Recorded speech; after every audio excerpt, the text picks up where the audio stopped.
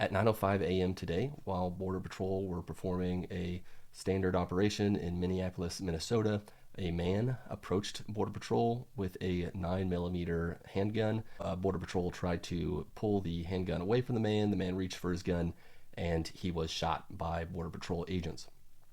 In this video, you'll get all the information from ICE themselves, as well as two statements, one from Governor Tim Walz, as well as Mayor Fry, on how they viewed the incident.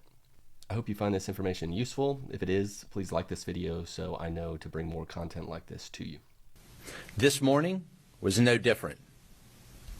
At 9:05 a.m. Central Standard Time, as DHS law enforcement officers were conducting a targeted operation in Minneapolis against an illegal alien, Jose Huerta Chuma. You can see this illegal alien on the screen to my left and right. That is Jose Huerta Chuma, whose criminal history includes domestic assault to intentionally inflict bodily harm, disorderly conduct, and driving without a valid license. During this operation, an individual approached U.S. Border Patrol agents with a 9mm semi-automatic handgun. The agents attempted to disarm the individual, but he violently resisted. Fearing for his life and the lives and safety of fellow officers, a Border Patrol agent fired defensive shots. Medics on the scene immediately delivered medical aid to the subject, but the subject was pronounced dead at the scene. The suspect also had 2 loaded magazines and no accessible ID. This looks like a situation where an individual wanted to do maximum damage and massacre law enforcement. Then, about 200 rioters arrived at the scene and began to obstruct and assault law enforcement. Crowd control measures have been deployed for the safety of the public and law enforcement. This situation is evolving, and more information is forthcoming. The officer was highly trained and had been serving as a Border Patrol agent for 8 years. The officer has extensive training as a range safety officer and less lethal officer. As mentioned, this is only the latest attack on law enforcement. Across the country, the men and women of DHS have been attacked, shot at, doxxed, had their family members threatened. And, as we have seen, more than 100 vehicle rammings over the past year against federal law enforcement. We will not allow violence against our law enforcement officers, and we need state and local help, state and local law enforcement, to help us coordinate to get violent criminals off the streets. Mayor Fry and Chief O'Hare just a few minutes ago did the opposite of that by omitting the fact that the suspect had a gun and magazines full of ammunition. In what looks like a situation, again, where an individual wanted to do maximum damage and massacre law enforcement. I want to reiterate what President Donald Trump, Secretary Kristi Noem, myself, Director Marcos Charles, and so many others have said time and again. If you obstruct a law enforcement officer or assault a law enforcement officer, you are in violation of the law and will be arrested. Our law enforcement officers take an oath to protect the public. We go to work every day to protect our friends, our neighbors, and our fellow citizens. The fact of the matter is that the law does not enforce itself. It takes men and women who are willing to risk their lives to enforce it. The men and women of CBP and ICE, law enforcement, are highly trained professionals who love this country and do this work because they want to leave their kids and their grandkids a country that's safe and secure. Questions? All right. Allie, go ahead. One question. First question, when did agents learn that he had a gun, and did he ever brandish that weapon at agents? Allie, this situation, again, is evolving. This situation is under investigation. Those facts will come to light.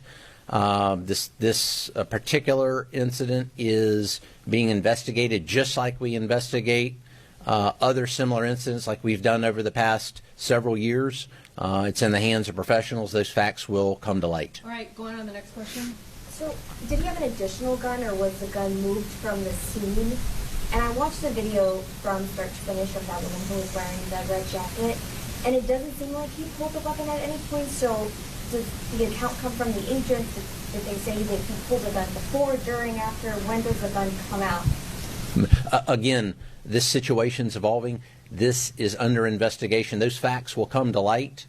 But let's take a look at the gun. You can see the gun here on the screen there that individual possessed. It appears to be a semi-automatic, high-capacity type, possibly a Sig Sauer 9mm. All right, no more questions. Sorry, no more questions, sir. Wait, Come on. Commander, where was Where exactly was the gun? You have pictured it. Thank you all for being here. I'll have a short statement, then I'll turn it over to Department of Public Safety Commissioner Bob Jacobson to update the situation, joined here by Hennepin County Sheriff Witt, State Patrol Colonel, and General Menke, the Adjutant General of the Minnesota National Guard. Well, as I said last week, this federal occupation of Minnesota long ago stopped being a matter of immigration enforcement. It's a campaign of organized brutality against the people of our state. And today that campaign claimed another life. I've seen the videos from several angles, and it's sickening. But I have a strong statement here for our federal government. Minnesota's justice system will have the last word on this. It must have the last word. As I told the White House in no uncertain terms this morning, the federal government cannot be trusted to lead this investigation. The state will handle it, period. Let me say something else, and this is critically important. All of us understand what happened this morning and the tragedy of it, and my deepest sympathies to the family of a 37-year-old Minnesota resident, a lawful firearm concealed permit carrier, something that I've been lectured to by Republicans for decades, that is not only your right, it's your duty.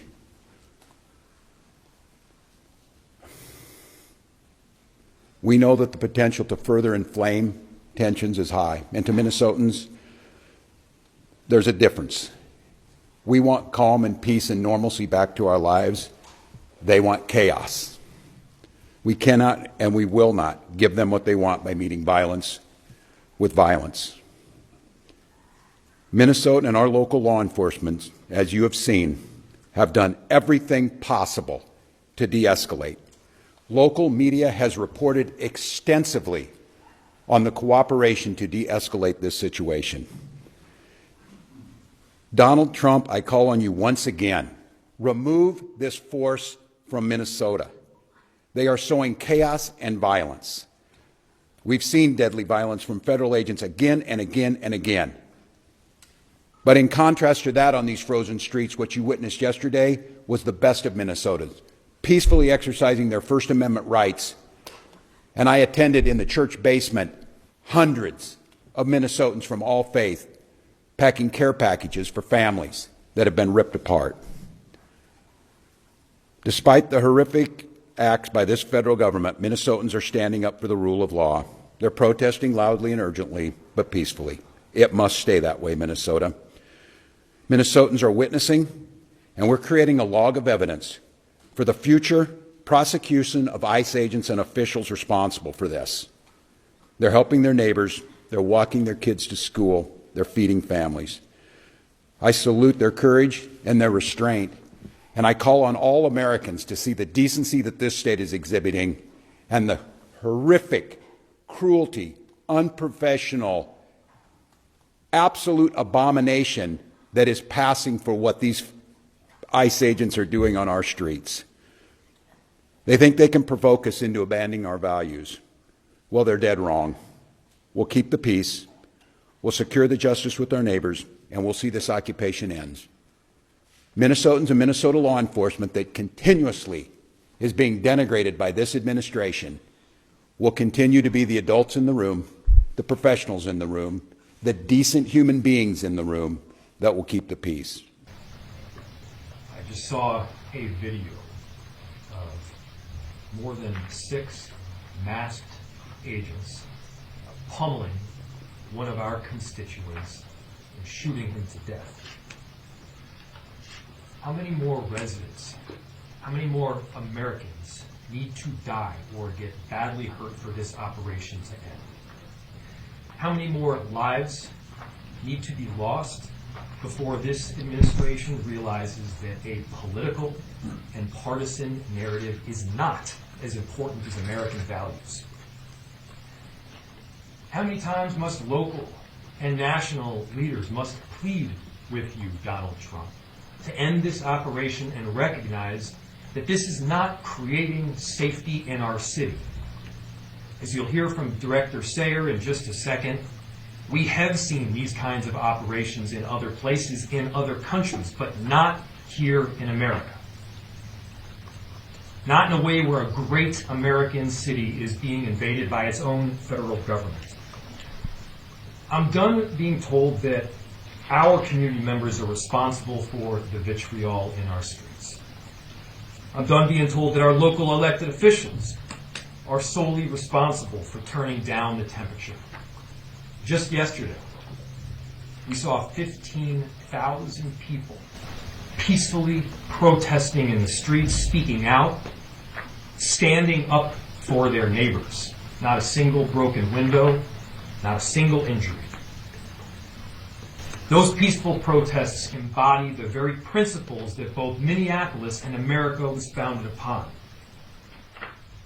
Conversely, the mass militarized force and unidentified agents who are occupying our streets, that is what weakens our country.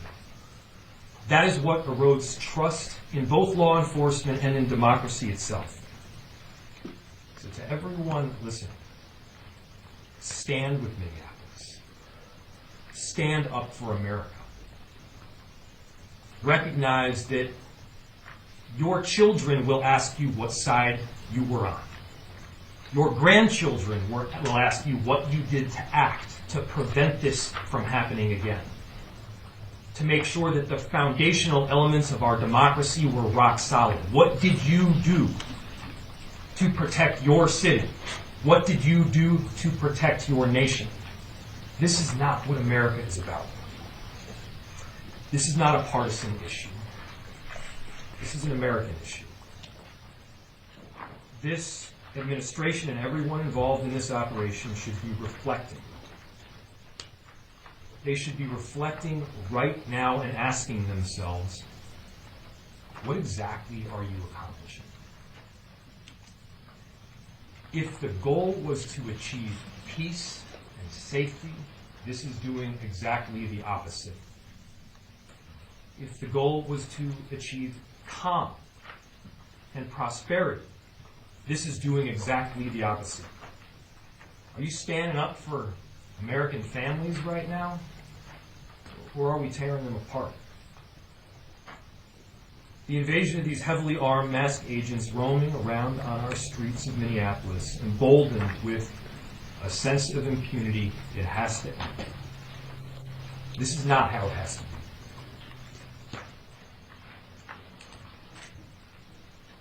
So, to President Trump, this is a moment to act like a leader. Put Minneapolis, put America first in this moment. Let's achieve peace. Let's end this operation, and I'm telling you, our city will come back. Safety will be restored. We're asking for you to take action now to remove these federal agents. We'll open to questions. We are seeing an incredible volatile situation unfolding right now around that scene. Is there any communication right now between local and federal law enforcement or cooperation, or where do those efforts stand to try to calm what's going on down there right now? I'll turn it to the Chief to answer. So the question was, there is an incredibly volatile scene in South Minneapolis right now, and the extent of communication with law enforcement agencies. We have established a command post that is led by Minneapolis Police, and there are representatives from all of the regional, local, county, and state organizations. We have had communication with Homeland Security, but they have not been able to provide us any specific details around the incident itself. We are responsible for ensuring the safety of people on the streets of our city, and we are doing everything that we can to maintain the peace right now, led by Minneapolis Police, but with the help of the Minnesota State Patrol, Hennepin and Ramsey County Sheriffs. Several suburban towns are in the city helping us with 911 calls. We have done an emergency recall of all sworn personnel back to duty. And we are working with the fire department right now to ensure that 2 small fires that were started in the area are safely extinguished. But again, we need everyone to avoid the area if possible, and the people who are in the area, we understand your frustrations. This is not sustainable. But we need people to leave the area at this time. Is the National Guard involved? We have communicated with the National Guard. They have been on standby for several days. And we have ensured the National Guard, as well as all of the local law enforcement partners, are aware of the situation. Chief and Mayor, if I can ask you, this is a statement from Tricia McLaughlin, spokesperson for DHS. She said in her statement, an individual approached U.S. Border Patrol officers with a 9mm semi-automatic handgun, seen here, they showed a picture of it. The officers attempted to disarm the suspect, but the armed suspect violently resisted. More details on the armed struggle are forthcoming. Fearing for his life and the lives and safety of fellow officers, an agent fired defensive shots. Medics on the scene immediately delivered medical aid. Is that what happened?